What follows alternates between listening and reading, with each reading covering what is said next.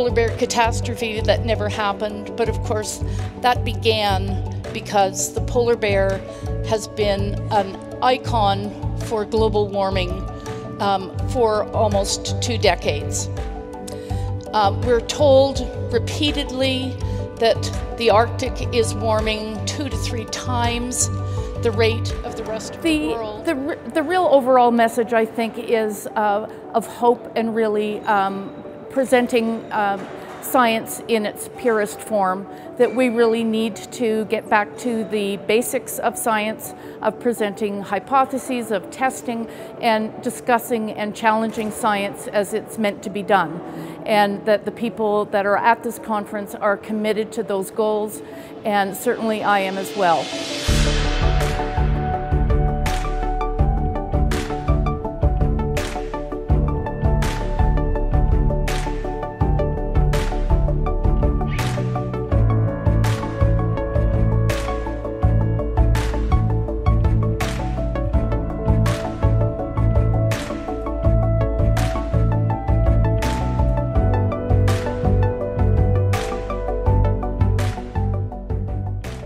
Ich schätze die Energiepolitik als recht schlecht bisher ein, weil es einfach nicht richtig funktioniert, weil nicht alle zusammenarbeiten und so kann es auch nicht realisierbar werden.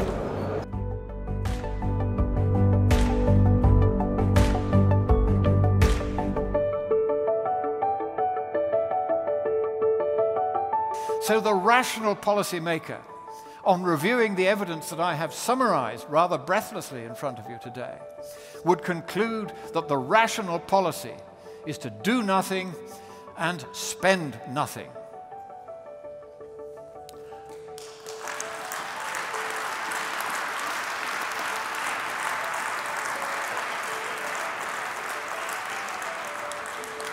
Otherwise, Europe will end up like Zimbabwe, printing banknotes like this.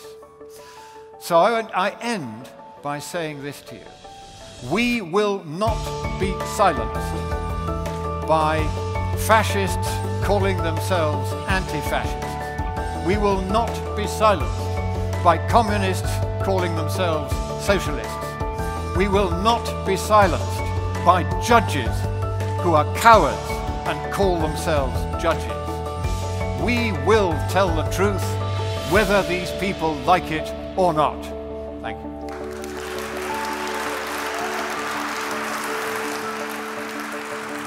Well, this is a conference organized by the Europäisches Institut für Klima und Energie, and they specialize in examining the climate question critically but scientifically. In other words, this is not a propaganda conference. It's not a conference of right-wingers or Klimaleugner. It's a conference of scientists and researchers such as me, and we have, most of us have published peer-reviewed papers in the field of climate science and climate economics.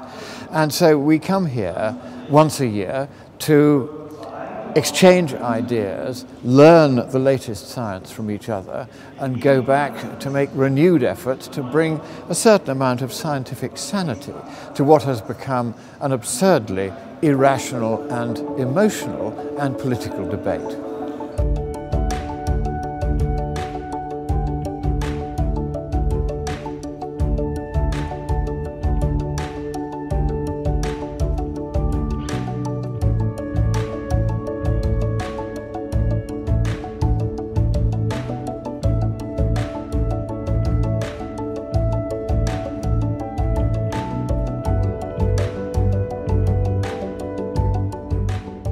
Ich habe Eike vor einigen Monaten entdeckt, oder Anfang des Jahres würde ich sagen, als ich eben angefangen habe, mich mit der Klimapolitik zu befassen und auch zu hinterfragen. Lange Zeit habe ich es für selbstverständlich gehalten, wie die meisten Menschen wahrscheinlich, dass der Klimawandel real, menschengemacht und wirklich so dramatisch und grausam ist, wie es uns in den Medien hauptsächlich präsentiert wird, tagtäglich. Und dann habe ich aber einfach, weil ich es für wissenschaftlich wichtig halte, dass wir jedes Thema von zwei Seiten betrachten und jede Perspektive einnehmen, selbst wenn uns vorgegaukelt wird, dass vielleicht eine Seite davon nur aus Verschwörungstheoretikern besteht, was sowieso ein bescheuerter Begriff ist.